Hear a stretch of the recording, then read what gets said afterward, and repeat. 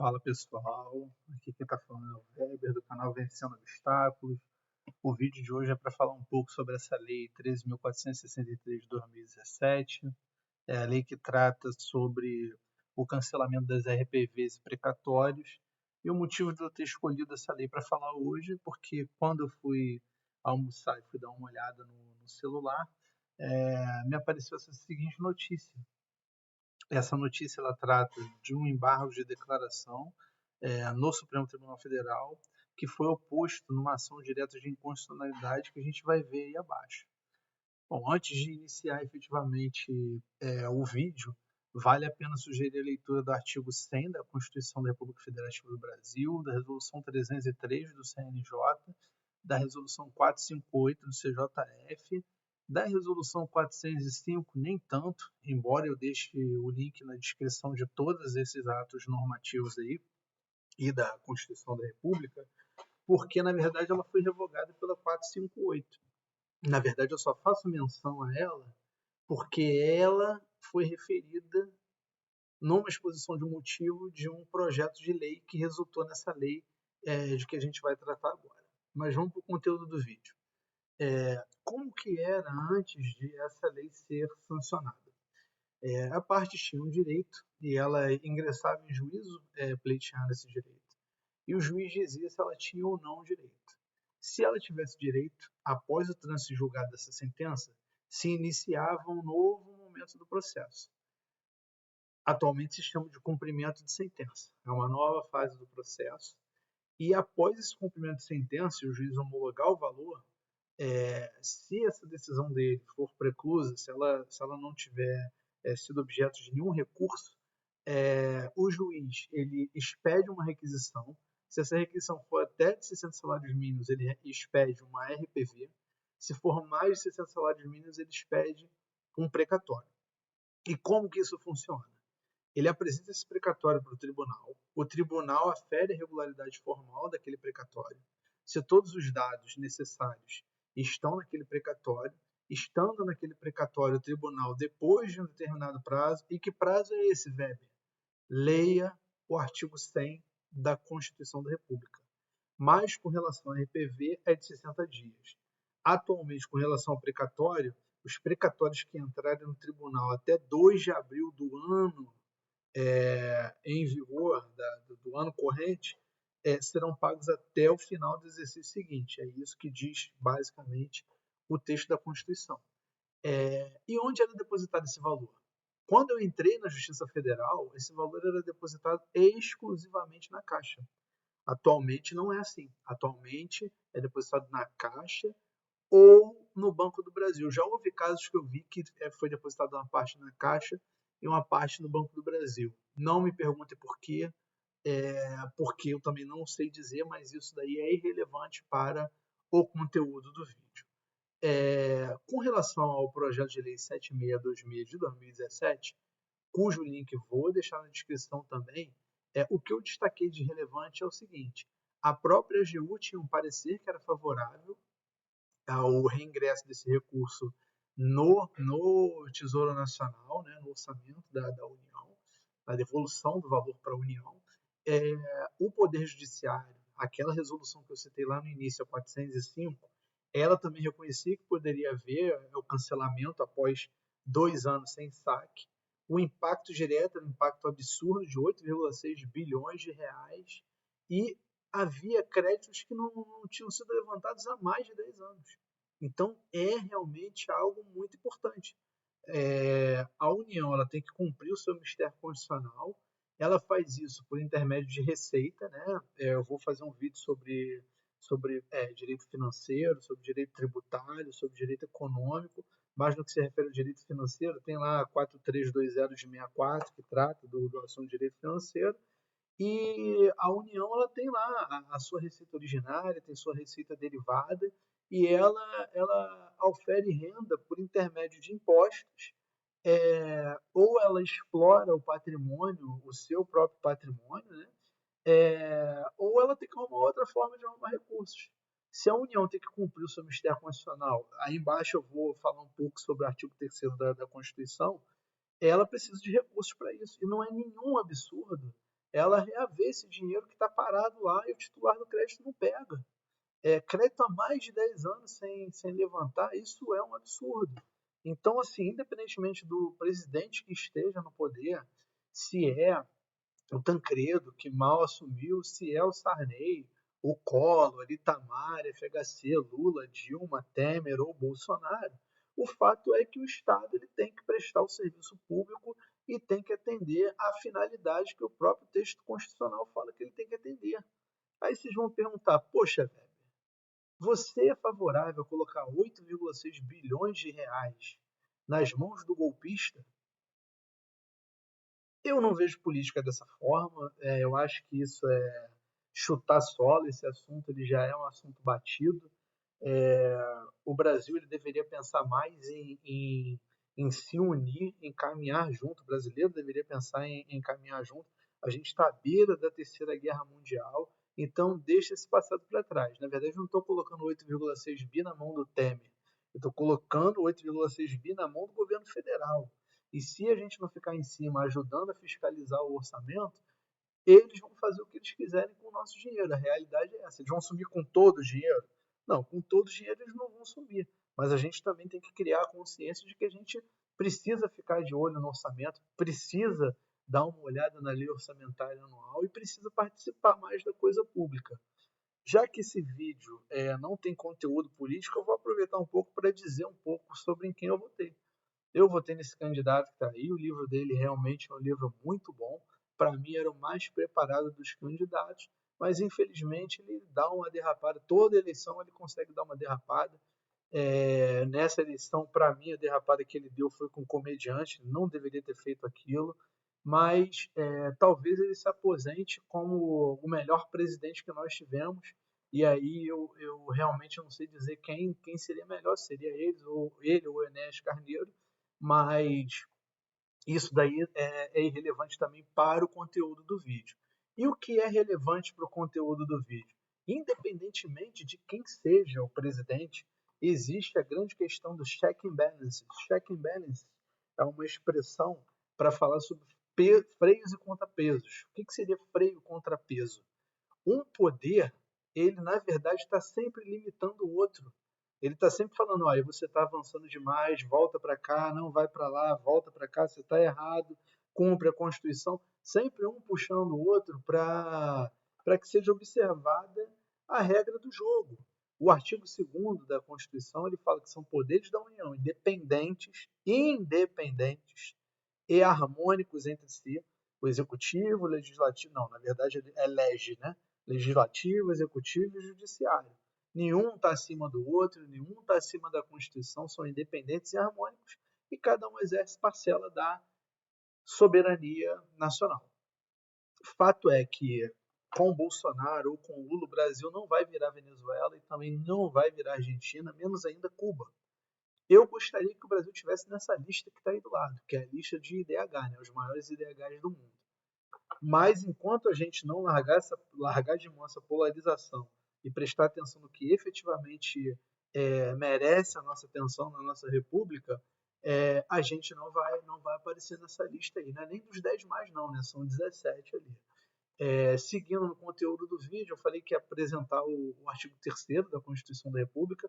No que interessa neste momento é a questão de promover o bem de todos. Ora, se o Estado, depois eu também vou fazer um vídeo sobre o Estado, o que é Estado, falar sobre os elementos do Estado, é muito importante. Se o Estado tem que cumprir o seu mistério constitucional, ele precisa de grana para isso. E a forma que encontraram foi justamente publicar essa lei, sancionar essa lei, publicar essa lei, a Lei 13.463. No que nos interessa, ela fala sobre o cancelamento dos precatórios e das RPVs. Não tem uma ação direta de inconstitucionalidade ali do lado? Sempre que tem uma ADIM do lado, essa ADIM ela tem que ser levada em consideração. E isso é muito importante por quê? Porque se for declarada inconstitucionalidade, tem duas situações aí que mais tarde eu vou explorar. A primeira delas é com relação ao trânsito julgado. O Supremo tem uma decisão dizendo que nas ações de controle concentrado não há necessidade de se esperar o trânsito julgado para se cumprir o que restou decidido. E a outra questão é que o Supremo fala que aquela questão lá do artigo 52 da Constituição, que fala que o Senado ele tem que sustar a eficácia de lei declarada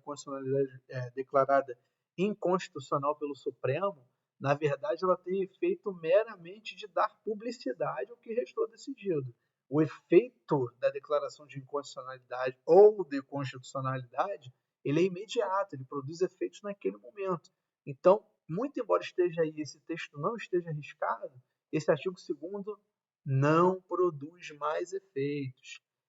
E aí, Weber, existia algum absurdo em se cancelar a RPV da parte, o Estado iria ficar com o dinheiro dela indefinidamente, a parte perderia o dinheiro? Não, a parte não perderia o dinheiro. Por quê?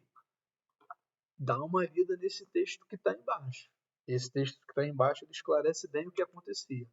Bom, e o que acontecia? A parte ia lá no juiz, uma simples petição e falava: juiz, foi devolvido meu crédito para a União, eu quero o meu crédito. Aí o juiz cadastrava uma reinclusão, uma RPV, o precatório de reinclusão, e devolvia esse dinheiro para a parte.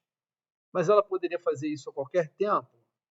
Essa discussão é inócua agora, não interessa se era a qualquer tempo ou não. Mas, a título de conhecimento, já se decidiu que sim, já se decidiu que não. Que ela não poderia requerer a qualquer tempo. Já se decidiu que prescrevia e que não prescrevia. Isso daí é irrelevante. Mas vamos raciocinar um pouquinho, porque a gente está num momento que é um momento que é muito legal. Se for lá embaixo, no link da descrição que eu vou deixar da lei, vocês vão ver que o texto não substitui o publicado no DOU em 7 de julho de 2017.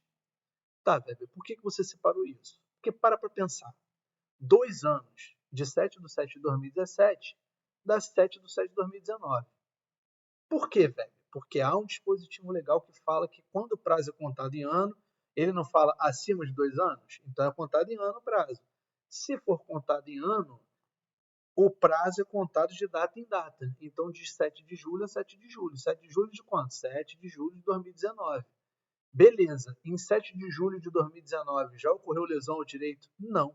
Por quê? Porque só ocorre lesão ao direito no dia seguinte. Só ocorre lesão ao direito no dia seguinte. Por quê? Porque a norma não fala que é há mais de 2 anos. Em 7 de julho de 2017, eram 2 anos, não era mais de 2 anos. Então, no dia seguinte, ocorre lesão ao direito. A partir daí é que ocorre lesão ao direito do credor. E quando for lesado o direito é que nasce a pretensão. Beleza, Weber, mas e aí? Quando que ocorreria a prescrição? Conhecendo o teor da súmula 150 do STF e do decreto 20.910 de 32, a prescrição, se ocorresse, iria ocorrer em 8 de julho de 2024. Por quê? Se vocês forem lá no conteúdo da súmula, no enunciado da súmula, vocês vão ver que prescreve a pretensão no mesmo prazo da ação. Há uma ressalva, mas a ressalva não interessa para a gente agora. E o decreto fala que você tem o prazo de 5 anos para ajuizar a demanda contra a Fazenda Pública. Pô, mas espera aí, velho. Você falou 8 de julho de 2024. A gente só está em 25 de janeiro de 2024. Por isso que eu falei que a gente está num momento legal, porque ainda haveria tempo para aqueles que quisessem pedir a devolução do valor, o fizessem. Por que eu estou falando isso? Porque tão logo publicada a lei no Diário Oficial, se ela entrou em vigor na data de sua publicação, no dia seguinte o banco tinha que devolver aquele dinheiro para a União. Se ele fez isso, contando não do depósito, lembrem-se que teve essa discussão, mas contando não do depósito, que o depósito pode ter ocorrido há 20 anos atrás. E aí já teria prescrevido, a parte não teria direito não teria direito mais àquele dinheiro. Agora, quando que efetivamente nasce a pretensão? Nasce a pretensão quando o Estado meteu a mão no dinheiro da parte, que foi em 8 de julho de 2019. Então, a parte ainda teria tempo para reaver esse dinheiro. Mas isso agora, eu volto a repetir, é irrelevante. Por que é irrelevante, Weber? Porque o STF, na ação direta de inconstitucionalidade 5755, link na descrição, declarou a inconstitucionalidade do artigo 2º. A ita ementa, vocês vão ver que foi declarada inconstitucionalidade do artigo 2º e qual foi a fundamentação. Eu, particularmente, discordo dessa decisão, mas quem sou eu, né? Eu sou a quem o Mário Sérgio Cortella chama de vice-treco do subtroço. Eu sou vice-treco do subtroço e só estou aqui para compartilhar esse conteúdo com vocês. Como que é isso, velho? Que declaração de inconstitucionalidade é essa? Por que é declaração? Por que ele não condena? Porque não tem quem a condenar e ele só está constatando que algo que nasceu morto, que não deveria ter nascido. Há uma inconstitucionalidade material ali, não deveria ter produzido efeitos. Ah, velho, eu entendi. Então significa que se não deveria ter produzido efeitos, os efeitos desse acórdão, eles são retroativos, exatamente, tem efeitos ex tunc. Eles pegam essa norma desde lá de trás e saem validando tudo. Ué, velho, mas e o dinheiro? Como que ficaria esse dinheiro? A União teria que devolver, com exceção daqueles em que houve a reinclusão, todo o dinheiro do jurisdicionado. Pô, mas se ele tiver morrido e a família não tiver, não interessa. Se ele tiver esquecido, não interessa. Teria que depositar tudo no dia seguinte. Lembre-se que as decisões de controle concentrado não precisam do trânsito em julgado e não precisam que o Senado Federal é, suste a eficácia da norma. Pô, seria até legal fazer isso. Sabe por quê? Porque se a norma vem do legislativo, fica muito feio um outro poder retirar ela do ordenamento, não é verdade? Eu acho que ficaria muito mais bonito falar, ô Senado, essa norma é inconstitucional. Mas e se o Senado não sustasse nunca? A norma ia continuar produzindo seus irregulares efeitos? Essa ação, ela não é uma ação subjetiva, ela é uma ação objetiva. Então, ela não produz efeito entre as partes porque não há partes, não há quem condenar. Ela está declarando a inconstitucionalidade ou a constitucionalidade. Mas, Weber, o que é modulação? Eu vou falar melhor sobre modulação quando eu for falar sobre controle de constitucionalidade. Mas eu já adianto o texto que está embaixo, eu vou deixar um pouquinho na tela. Se tiverem vontade de dar uma lida, eu vou deixar o link na descrição da lei. Além disso, é só dar uma pausada no vídeo que vocês conseguem ver melhor. Prosseguindo, tem a questão do embargo de declaração, que foi o que efetivamente modulou os efeitos da decisão dessa ação direta de inconstitucionalidade. Ele modulou para que os efeitos fossem produzidos na publicação da ata de julgamento meritório, que foi 6 de julho de 2022. Então, dali para trás, ela não produziria efeitos. Ela quem? A decisão que declarou os efeitos, que declarou a inconstitucionalidade da Lei 13.463. Bom, pessoal, com essas observações, eu encerro o vídeo. Mais uma vez, eu agradeço por terem visto o vídeo até o final. Se gostaram do vídeo, deixem aquele like maroto, inscrevam-se no canal, ativem o sininho para continuar recebendo notificação. Aqui eu vou colocar conteúdo todo dia, vou compartilhar notícias importantes para o nosso povo, seja ela de direito, seja ela de política, ou seja invasão de alien, ou seja o que quer que seja, vou compartilhar com vocês. O mais importante de tudo, deixe o seu comentário. Se gostou do vídeo, deixe o comentário aí embaixo. Se não entendeu alguma coisa, me adiciona nas redes sociais, a gente troca uma ideia. Eu gosto de trocar ideia, a gente troca uma ideia. Ajudem o canal também compartilhando o vídeo. No mais, é isso aí. Forte abraço e até o próximo.